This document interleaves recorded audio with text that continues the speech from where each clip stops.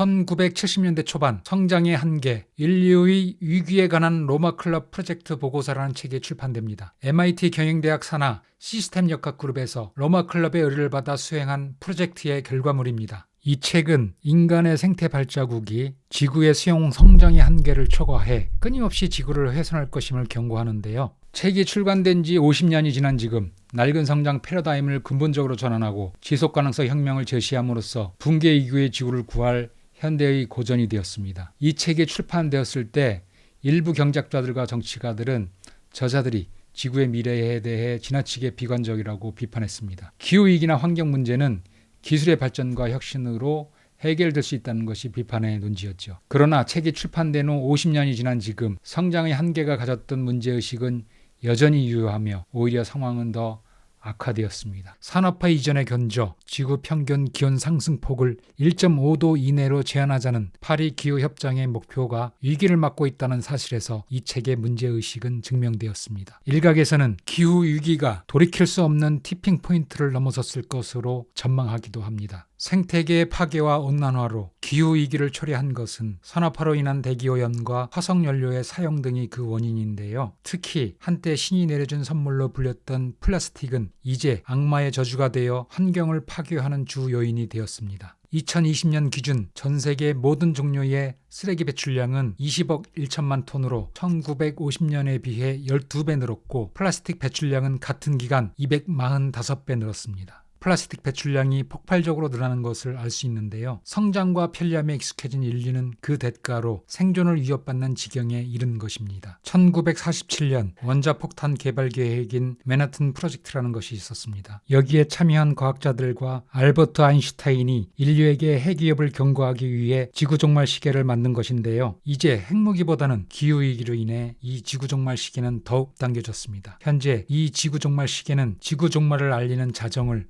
90조 앞두고 있다고 합니다. 지금까지 지구 종말에 가장 가까운 시간입니다. It is now 90 seconds to midnight.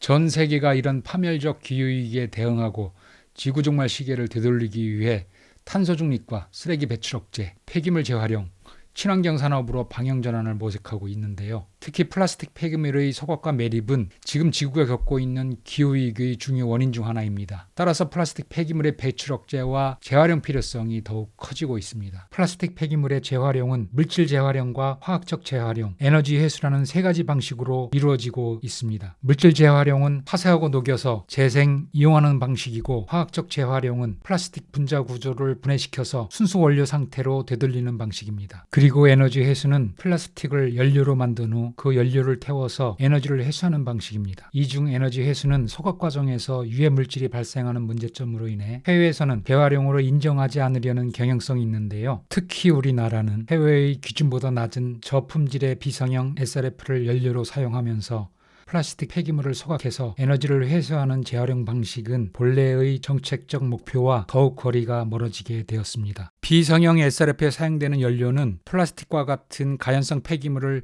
잘게 잘라놓은 것에 불과한데요. 일반 쓰레기와 다를 바 없거나 오히려 더 악성의 쓰레기입니다. 해외의 주요 국가들은 압축 성형 공정이 없는 비상형 SRF를 연료로 인정하지 않습니다. 우리나라의 국립환경과학원 자료를 보면 고용연료 시설이 일반 쓰레기 소각 시설보다 유해물질이 더 많이 나온다는 사실을 알 수 있습니다. 이렇게 소각할 때 나오는 유해물질로 인해 해외에서는 플라스틱 재활용으로도 인정받지 못하고 그 저급한 품질로 인해 연료로도 인정받지 못하는 비상형 SRF를 우리나라는 에너지 회수와 고용연료라는 이름을 붙여주고 사업자들의 돈벌이 수익 모델로 만들어 주었습니다. 그리고 플라스틱 폐기물을 태워서 열과 전기를 생산하는 열병합 발전소를 에너지 회수와 신재생 에너지 사업이라 불렀습니다. 플라스틱 소각에 대한 지역민들의 심리적, 물리적 저항을 줄이고 사업자들의 돈벌이를 정당화시키며 지역민들의 건강적, 환경적 피해를 희석시키려는 소위 말하는 그린워싱을 한 것입니다. 우리나라는 2003년 고용연료 제품을 처음 고시한 후 성상에 따라서 RPF, RDF, TDF, WCF 4종으로 분류하였죠. 하지만 2014년 1월부터 모든 고용연료를 SRF로 통합하고 성형 SRF와 비성형 SRF로 재분류하였는데요. 이 과정에서 SRF의 품질 기준이 전반적으로 후퇴되었습니다. SRF의 원료 물질로 생활 폐기물, 폐합성 수지류, 폐합성 섬유류, 폐구무류, 폐타이어 등을 혼합하여 사용하게 됩니다. SLF는 1990년대 유럽에서 시작되었습니다. 그러나 유럽과 우리나라의 SLF는 질적으로 많은 차이가 있는데요. 우리나라는 SLF를 고체상의 쓰레기 연료로 번역하는 반면 유럽은 고체상의 해수된 연료로 번역합니다. 우리나라와 유럽의 명칭 차이에서 보듯이 SLF는 국내에 도입되면서 변질되었습니다. 서울대가 여주시의 의뢰로 연구한 해외 SLF 규제 현황 및 법제 분석 연구 용역이라는 제목의 최종 보고서를 보면 우리나라와 해외의 차이점을 알 수 있습니다. 해외는 고형연료 제품의 품질을 높이기 위해서 원료 수집 및 제조 공정에서 높은 기준을 적용하기 때문에 제조된 제품의 사용에서도 환경 부하가 상대적으로 적고, 또한 주로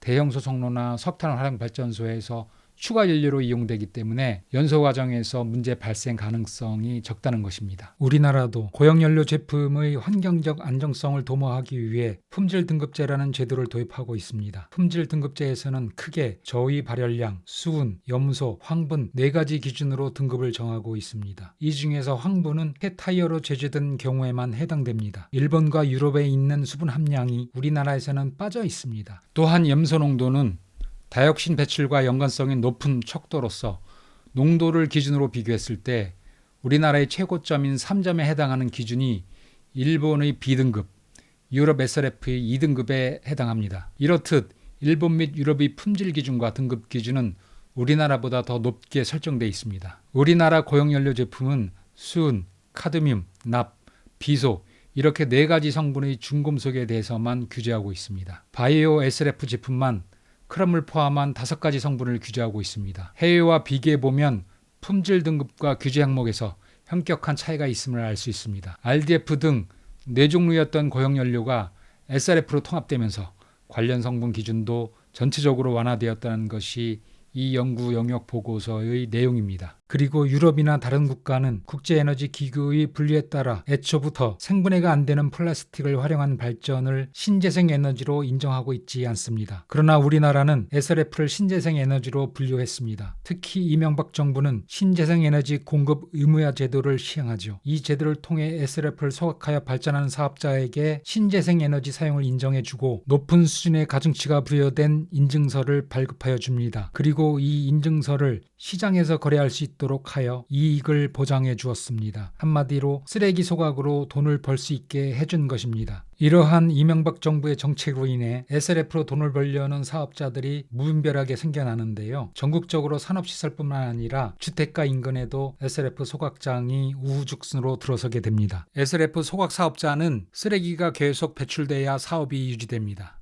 기후위기에 대응하기 위한 탄소중립이라는 시대 정신에 정면으로 역행하는 게 SLF 소각 사업입니다. 그런데 이명박 정부 시절인 2009년 3월 27일 당시 무소속 나주시장이었고 현재 민주당 나주화순 지역위원장인 신정훈 국회의원이 매우 비상식적인 행정적 결정을 내립니다. 목포시, 신안군, 순천시, 구례군, 나주시, 화순군 등 6개 시군과 환경부, 전라남도, 한국지역난방공사가 참여한 가운데 이 6개 시군에서 나온 쓰레기 600톤으로 RDF를 제조하여 나주에서 소각하는 열병합 발전소를 짓기로 업무협력 합의서를 체결합니다. 지역을 불문하고 쓰레기 소각장 입지 문제는 늘 주민들과 소각 사업자 간 첨예한 갈등의 원인이 되어 왔습니다. 그러나 나주시처럼 자기 행정구역에 엄청난 양의 타지역 쓰레기 소각장을 유치하는 정치인은 그 사례를 찾기 힘들 것입니다. 전국의 많은 곳에서 쓰레기 소각장 입지 선정을 두고 늘 갈등이 있어 왔죠. 그런 경우에 대부분은 자기 지역의 쓰레기 소각장 입지 선정을 두고 벌어지는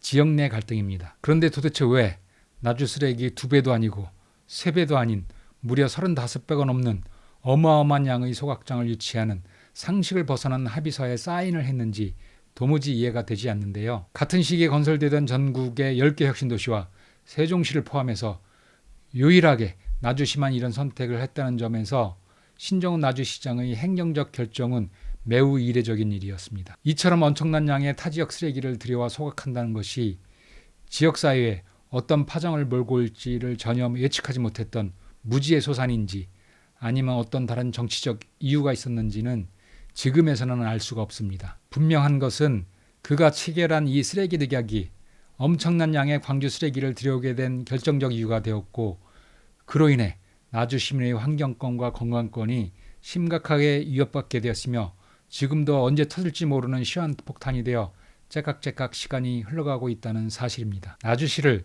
타 지역의 거대한 쓰레기 소각장으로 전락시켰다는 점에서 신정은 의원은 정치적, 환경적, 역사적 책임에서 결코 벗어날 수 없을 것입니다. 그리고 그가 시민들의 SRF 반대 투쟁 과정에서 보여준 행태는 정치윤리와 책임윤리가 심각하게 결여된 정치꾼의 전형이었고 나주 지역의 정치 사회적 태행이 대부분 그로부터 비롯된 것이었음을 알게 해주었습니다. 다음 편에서는 광주광역시가 상무소각장 폐쇄를 결정한 배경에는 그들의 쓰레기를 나주시로 떠넘길 수 있다는 판단이 이미 있었음을 나타내는 자료들과 신정은 의원이 선거를 앞두고 거짓 공약과 감언인설로 시민들을 속이고 정치 생명을 연장해온 행태를 짚어보도록 하겠습니다.